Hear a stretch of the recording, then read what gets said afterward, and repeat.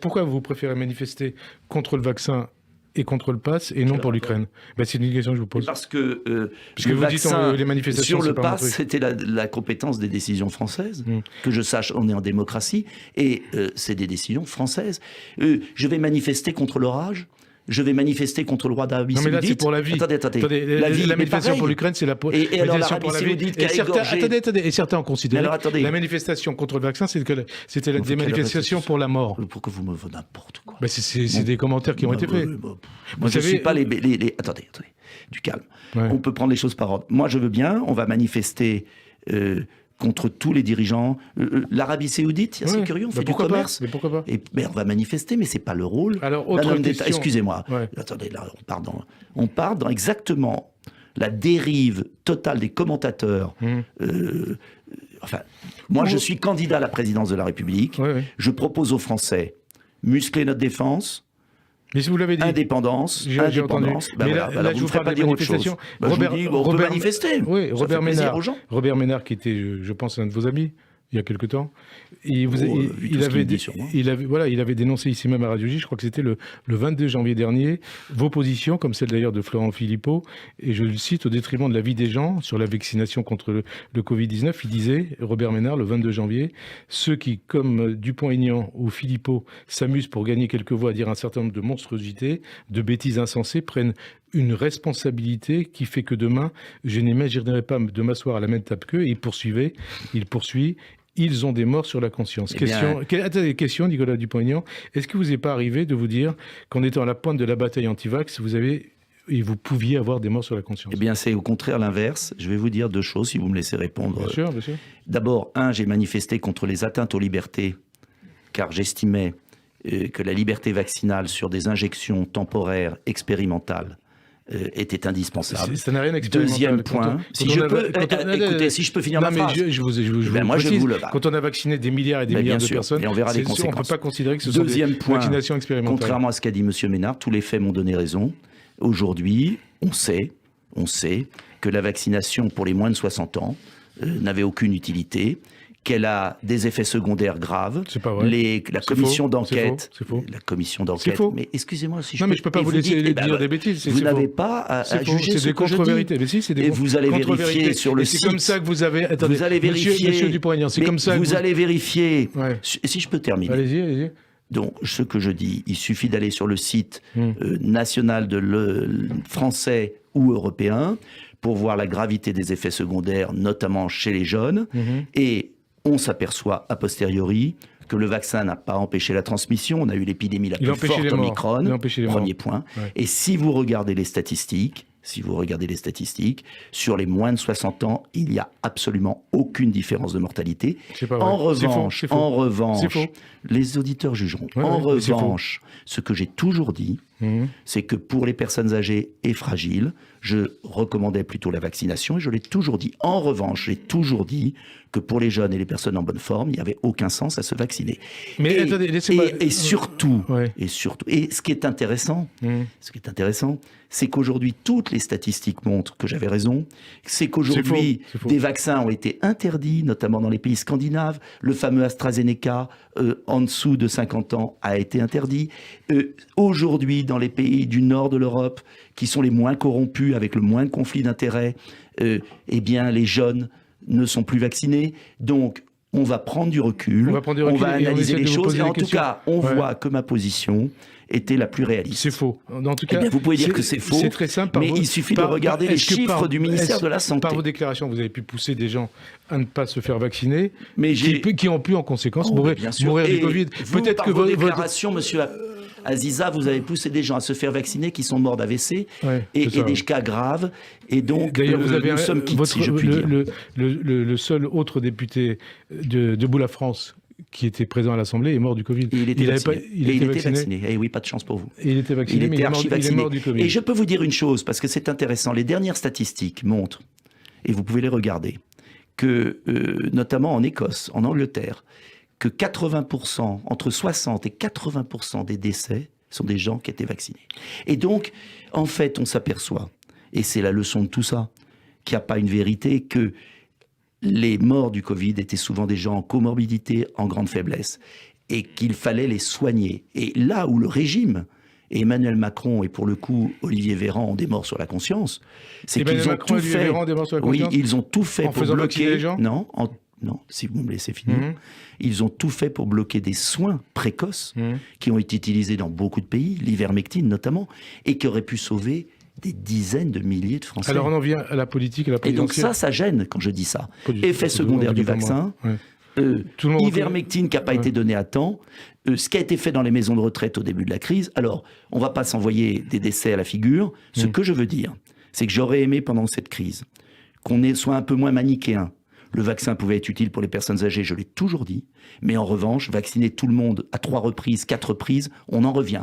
Et même Israël sur la 4e dose en revient. Décidément, vous citez beaucoup Israël. Je ne sais pas pourquoi vous citez beaucoup Israël. Je le cite parce que je suis surpris. Ici sur Radio J. Je suis surpris. Non, c'est pas lié à Radio J. Je l'ai fait beaucoup, je vais vous dire pourquoi. Parce que... Quand vous allez sur Radio Orient, vous citez quel pays ? Non, c'est pas ça. Je le cite, je vais vous dire pourquoi. Parce que quand Israël a commencé à vacciner de manière beaucoup trop intense, tout le monde en parlait en France. Quand Israël est revenu là-dessus avec beaucoup de critiques, notamment de grands professeurs de médecine israéliens en disant « on a fait une erreur », là on n'en parle plus en France. On vous écoutera sur Radio Orient, on verra si vous citez l'Algérie, le Maroc ou la Tunisie. Vous avez expliqué dans un livre en 2019 qu'il était urgent de réagir, tant le président actuel, donc Emmanuel Macron, est dangereux et fait tout pour nous diviser. Et vous disiez alors, il a pris l'Élysée et c'est une oligarchie qui nous vole. Est-ce que vous diriez la même chose aujourd'hui ? Oui. Emmanuel Macron a appauvri les Français, les retraités, augmentation de la CSG, il ne faut pas qu'ils oublient, désindexation des pensions de retraite, et l'un des éléments clés de mon programme, c'est de donner une dignité à nos retraités, non pas en leur donnant des privilèges, mais en rétablissant l'indexation de la pension de retraite sur l'inflation, car quand on a 3 à 5% d'inflation comme aujourd'hui, ne pas avoir sa pension de retraite indexée, c'est terrible en termes de pouvoir d'achat. Donc Emmanuel Macron, en fait, a appauvri les classes moyennes et les plus pauvres et a donné aux plus riches. C'était dans Les Échos, le journal Les Échos. Si vous regardez les déciles des revenus, les tranches les plus élevées, les tranches les plus basses, c'est une réalité. Il a supprimé les aides au logement pour beaucoup de Français, moins 15 milliards de crédits. C'était dans les journaux, je ne l'invente pas. Donc il a fait une politique qui est son choix, qui est de favoriser les plus riches de France, qui lui rendent bien, de favoriser ce que j'appelle les oligarques du régime, c'est-à-dire de ceux qui tiennent les leviers du pouvoir, et pendant ce temps-là, c'est qui les oligarques du régime ? Les grandes puissances françaises, c'est-à-dire les grands patrons, les plus riches de France, mais vous pensez qui ont tous les grands groupes qui ont accumulé des bénéfices absolument ahurissants cette année, et puis parallèlement des salaires très faibles, des pensions de retraite toujours plus faibles, des aides au logement pour les jeunes et les étudiants qui diminuent. Il a fait des choix, mais libre à lui de faire ses choix. Et libre à vous de les critiquer aussi. Et moi, je veux mener une autre politique. Je veux une politique, c'est tout l'enjeu de ma candidature, où on fasse des économies. J'ai écrit un livre, Où va le pognon ?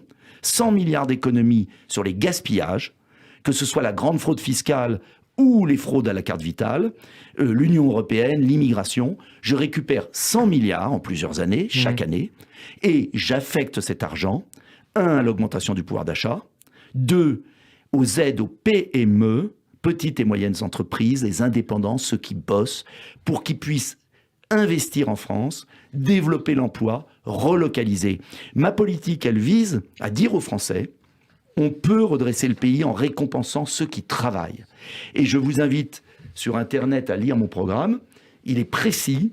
Je suis le seul homme politique candidat à l'avoir chiffré en détail, parce que j'estime que c'est une question de respect. Je ne promets pas des milliards. Je promets que ceux qui travaillent auront un bonus, comme les entreprises qui investissent en France plutôt que délocaliser. Alors, on continue, on poursuit sur la campagne. C'est ça qui est important. Les sondages donnent... Parce que l'important, excusez-moi, dans une campagne, c'est peut-être de comparer les projets des gens. Mais c'est ce qui va se passer dans les 5 semaines. C'est peut-être ce qui peut se passer ici aussi. Voilà, et ici aussi, mais on poursuit. Les sondages donnent Emmanuel Macron largement en tête et son avance augmente depuis le début de cette guerre en Ukraine. Est-ce que vous ne redoutez pas ce qu'on appelle un effet drapeau ? Pas du tout. Et je vais vous dire, Et comment on fait campagne en temps de guerre? Mais c'est là la difficulté avec les médias français qu'on a, et qui nous ont fait la propagande sur le Covid pendant 2 ans. On ne pouvait rien parler d'autre. Vous êtes sûr de ça? Hein? Oui. Même Madame Pigalle, parce qu'on vous a entendu sur les chaînes BFM, on ne m'a pas complètement interdit d'antenne, mais pas loin. On a entendu des experts aussi qui considéraient que la politique du gouvernement je vais pas vous dire très peu. Beaucoup. Très peu. Bon. Madame Pigalle, la directrice de BFM, a avoué qu'elle avait été obligée de ne pas donner la parole à tout le monde pour renforcer la cohésion du pays. Donc, on a eu 2 ans. Bon alors, parlons. Mais parce qu'il ne va pas nous rester beaucoup de temps. Ah bah oui, on va parler... Non, mais vous parlez faire les réponses, on a déjà parlé des vaccins. On va parler de la campagne actuelle. La campagne actuelle. Faire les questions et les réponses. Campagne actuelle. Comment on fait campagne en temps de guerre? Est-ce que je peux vous expliquer? Allez-y. On a eu 2 ans de propagande Covid. On pouvait parler de rien d'autre. Les cancers, même sur le plan médical. Les déserts médicaux, la fermeture des lits par le président de la République. Il a fermé 17 300 lits pendant le quinquennat, il faut quand même le dire. On a une propagande. Et maintenant, on a la propagande Ukraine où on nous dit toute la journée, on ne peut pas faire campagne parce qu'on parle de l'Ukraine. Et M. Macron va être élu triomphalement. Eh bien, je vous dis que les Français ne sont pas dupes. J'en rencontre beaucoup, je fais beaucoup de déplacements. Et les Français ont très bien compris. Ils vous disent quoi alors quand vous les voyez? On aimerait qu'on parle de nous. On aimerait de savoir comment on va régler le problème pour remplir notre plein d'essence. Je propose la suppression, par exemple, de la TVA sur la taxe, qui est une hérésie. Ça ferait 7 € de moins par plein. Ça, c'est concret. Je propose la mesure sur l'augmentation des salaires par la baisse des charges salariales, parce que les salaires sont bas, trop bas en France, et il ne faut pas que ça pèse sur l'entreprise. C'est à l'État de faire des économies dans ces gaspillages pour verser plus en pouvoir d'achat. Je propose l'indexation des pensions de retraite. Je propose la diminution par 2 de l'impôt sur les sociétés pour les petites entreprises qui investissent en France. Donc, je réponds aux questions des Français. Car les questions des Français aujourd'hui, c'est pas d'avoir le roi Soleil à Versailles qui fait semblant à jouer à la guerre alors qu'il a raté sa diplomatie. C'est au contraire, qu'est-ce qu'on fait concrètement pour muscler la France sur le plan économique, pour récompenser ceux qui bossent par rapport à l'assistanat.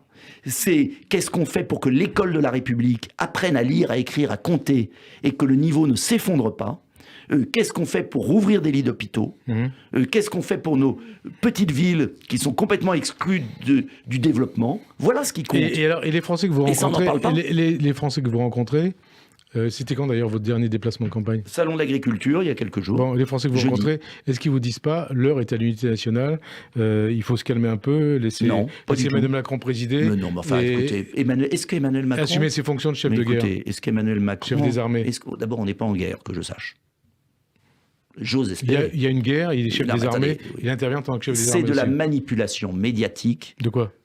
Que vous faites tous, tous les journalistes. Mais vous pensez à quoi précisément? Vous grossissez son rôle.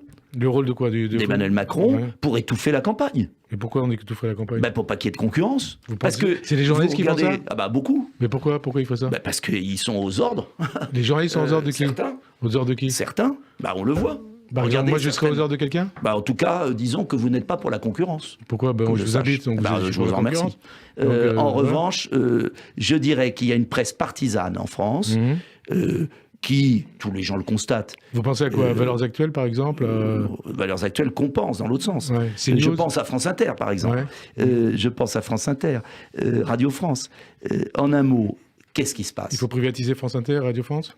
Non, il faut faire rétablir l'égalité de temps de parole. Virer les journalistes qui ne sont pas d'accord avec vous? Non, l'égalité de temps de parole, c'est tout ce que je demande. Ce que je constate... Il y a des règles du CSA. On est à 30, elles ne sont pas respectées. L'équité, l'égalité de temps de parole devront être respectées. Elles ne sont pas respectées sur Radio France.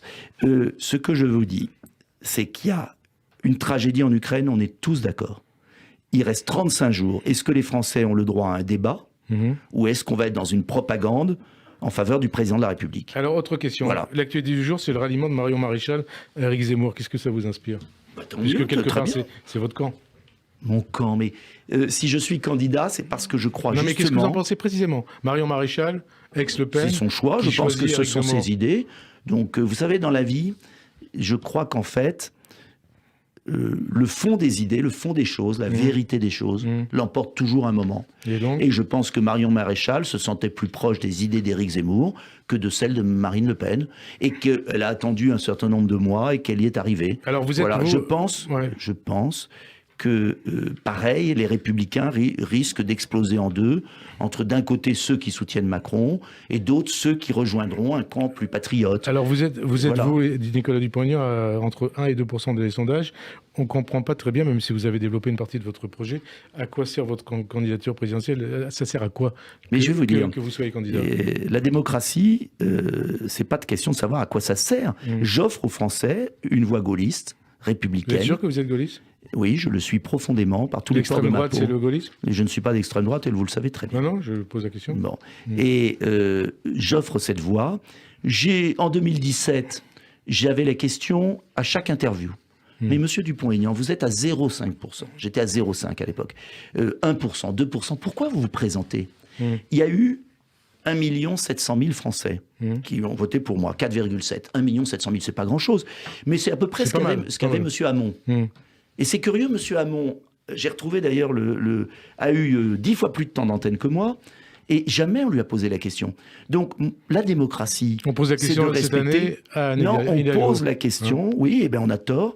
Anne Hidalgo, elle a le droit de se présenter, elle représente quelque chose. Qu'est-ce que c'est que cette démocratie où, sur la base de sondages par Internet, où je voyais dans un journal, je crois que c'est Libération ou un autre, vous voyez, c'est pas un journal qui m'est favorable, que 28% des Français n'étaient jamais consultés par ces sondages parce qu'ils sont par Internet. Et vous savez qu'il y a beaucoup de Français qui n'ont pas Internet. Ouais. Non, ils sont tronqués. Donc ils sont faux s'ils sont tronqués. Ils ne sont pas faux obligatoirement. Alors, je poursuis. Ils sont, Monsieur Azida, au régional, vous vous souvenez ? Oui, bien sûr. Ils ont sous-estimé, vous savez de combien ? Et vous pensez que vous êtes... Ils ont sous-estimé le Front National de combien, monsieur Azida ? Vous vous souvenez ? De 3-4% ? Non, de 10%. Oui. Au régional. Il n'y a pas longtemps. Les sondages se sont trompés de 10%. Vous pensez que votre score est de combien aujourd'hui ? Je n'en sais rien. Je n'y attache aucune importance. Alors, on continue. Je développe, excusez-moi, et c'est ça qui gêne dans le milieu politique. Je suis libre. J'ai dit ce que je voulais sur tous les sujets en fonction de l'étude que j'ai des dossiers, ceux qui m'accompagnent et des gens qui voteront pour moi. J'espère le plus nombreux possible. C'est ça la démocratie. La démocratie, c'est qu'on n'a pas à juger ceux qui se présentent, on a à comparer et à voter. Et je dis aux Français, qui sont très résignés en revanche, souvent, c'est pas qu'ils soient pour Macron, c'est qu'ils se disent, et d'ailleurs toute la propagande est faite pour ça, pour les décourager. Propagande oui, de la presse, de la presse, oui, de certains médias. Ouais. Je leur dis, pour Macron, hein. C'est évident. Enfin, c'est pas tout à fait ce qu'on a vécu depuis 5 ans. Propagande de la presse pour Macron. Je n'ai pas souvenir. Alors je leur dis, vous avez entre vos mains l'avenir de votre pays. Votez. Ne vous abstenez pas en vous disant c'est foutu, c'est fini, il y a l'Ukraine, il sera réélu. Je suis convaincu qu'il y a une très large majorité des Français qui veulent une autre politique. Alors et je leur dis, allez voter. Si vous êtes 47 millions à voter, il y a 47 millions d'électeurs. S'il y a 45 millions, allez, ou 42 millions, au lieu de 30, ça change la donne. Ça fait 12 millions d'électeurs, ceux qui ne votent plus. Et je leur dis, votez en fonction de votre tête, il reste 4 minutes, cœur. Beaucoup de questions. Est-ce que, comme Éric Zemmour, vous dites que Pétain a sauvé les Juifs français et que le capitaine Dreyfus n'est peut-être pas innocent, et aussi que le discours de Veldiv de Jacques Chirac a été une erreur? Vous savez que là-dessus, je suis en total désaccord je vous pose la question avec Éric Zemmour. Ouais. J'ai eu des parents qui ont fait la guerre, parce que j'étais le petit dernier. Ma mère a fait de la résistance de manière discrète. Mon grand-père a été un héros de 14 qui a tout fait pour aider les Alliés. Je suis allergique, vous le savez, à ce genre de paroles. La théorie du grand remplacement, est-ce que c'est aussi une théorie que vous cautionnez comme Zemmour? Je pense qu'il y a un remplacement en cours. Lequel? Il y a une immigration massive, dangereuse, parce qu'elle mine la cohésion du pays. Vous parlez de grand remplacement? Je n'ai jamais parlé de grand remplacement, mais pour moi, il y a eu un danger de submersion migratoire, c'est-à-dire de changement de population qui fait que nous deviendrions le Liban. Et je n'ai pas envie de ça. Et je pense on précise des choses pour nos auditeurs. Le grand remplacement, ce sera un processus. C'est un processus qui conduirait à un changement de civilisation soutenu, voire organisé par une élite politique, intellectuelle et médiatique qualifiée, qui maintiendrait à ce sujet une conspiration du silence et serait motivée... Vous voyez, c'est pourquoi je ne le reprends pas. Alors, vous ne le reprenez pas. Je ne le reprends pas. Mais en revanche, je le dis clairement, ceux qui passent leur vie à dire il n'y a pas de problème migratoire, il y a un immense problème migratoire, car il y a une inconscience française qui considère qu'on peut faire venir des millions de gens dans un pays et qu'après, on doit leur dire vous devez être laïque, républicain, ne pas avoir de religion, oubliez vos racines. Ça ne marche jamais. Quand vous faites venir des gens dans un pays, ils importent obligatoirement leur histoire. Et voilà pourquoi je propose blocage des migrations, le contrôle des frontières, la suppression du droit du sol, car la France ne peut plus digérer de migrations supplémentaires. Mais en même temps, je propose assimilation et développement de l'Afrique. Assimilation ou intégration ? Assimilation. Assimilation, ça veut dire négation de ce qu'on est. Non, ça veut dire que quand vous êtes en France, vous êtes français. Si vous voulez votre culture d'origine, vous restez dans votre pays d'origine. Vous pouvez avoir votre culture d'origine et en même temps être français. Non, ça n'existe pas. Ben, si, ça existe. Non. Mais on peut avoir une identité et respecter une identité d'origine, c'est évident, parce que sinon on serait tous pareils, c'est absurde. Mais en revanche, justement, la République française, c'est pas forcément c'est l'assimilation. La République française a pu assimiler des Polonais, des Italiens, des gens d'ailleurs, parce que justement, ils épousaient la France, la République, son histoire. Ça ne leur empêchait pas d'avoir leur part intime, mais le drame, c'est que depuis 30 ans, on a confondu intégration et assimilation. Alors, on arrive à la fin de cette émission. Est-ce que vous dites, comme vous l'aviez dit en 2017, plutôt Le Pen que Macron au second tour ? Mais j'espère qu'il n'y aura ni l'un ni l'autre pour qu'on puisse avoir d'autres choix. Vous savez très bien que vous ne le saurez pas au second tour. Mais vous n'en savez rien. Mais si. Eh bien, moi, j'en ai l'espoir. Et je dis aux Français, tout est possible. Non, mais c'est pas possible, vous ne le saurez pas. Au deuxième tour. Nous verrons qui y aura au deuxième tour. Vous ne savez pas, vous non plus, vous ne savez pas qui y aura au second tour. Arrêtez de faire tout ce cinéma. En cas de second tour, Le Pen-Macron, votez qui ? On verra qui y aura. Je ne sais pas qui y aura. Mais vous ne le saurez pas. Je ne sais pas qui y aura. Non, mais vous ne serez pas au second tour. Mais nous verrons le 10 avril. Plus nous serons nombreux au premier tour, et j'espère accéder au second tour, plus nous pourrons changer la France. Quand vous commencez, on va finir par une note d'humour. Ouais. Alors faisons pas un peu d'humour. Allez-y, très bien. Quand vous faites votre émission, vous vous dites pas, tiens, je regarde Audimat, tiens, je suis pas à l'Audimat des plus grands. Et vous la faites avec cœur, avec talent, et vous avez votre caractère, et on s'engueule souvent. Oui, mais j'aime bien venir. Et vous m'invitez. Non, mais vous savez très bien que vous ne serez pas au second tour. Et donc, vous savez très bien, monsieur Aziza, que vous n'êtes pas en tête de l'Audimat. Bien sûr. Et vous la faites avec joie. Oui, et alors, bon, alors eh bien, vous savez très bien que vous n'êtes pas en tête des sondages. Candidature, et que vous ne serez pas au second tour. Votre radio. Mais je respecte. Mais vous savez très bien que vous faites votre campagne, mais vous ne serez pas au second tour. Ça dépendra de qui y aura au second tour, et de ce qu'ils proposeront, de comment ça ira. Je n'en sais rien. Et je vais vous dire une chose que j'ai appris en 2017, en revanche. Je vais vous faire une révélation. Vite, parce qu'on arrive Contrairement à ce qu'on croit, l'homme politique a beaucoup moins d'influence qu'il croit sur des consignes de vote. Les Français votent au second tour par eux-mêmes. Donc ce que dira M. Dupont-Aignan n'aura pas grande importance. Merci en tout cas Nicolas Dupont-Aignan d'avoir répondu à notre invitation. Bonne fin d'après-midi sur Radio J et à dimanche prochain. Merci.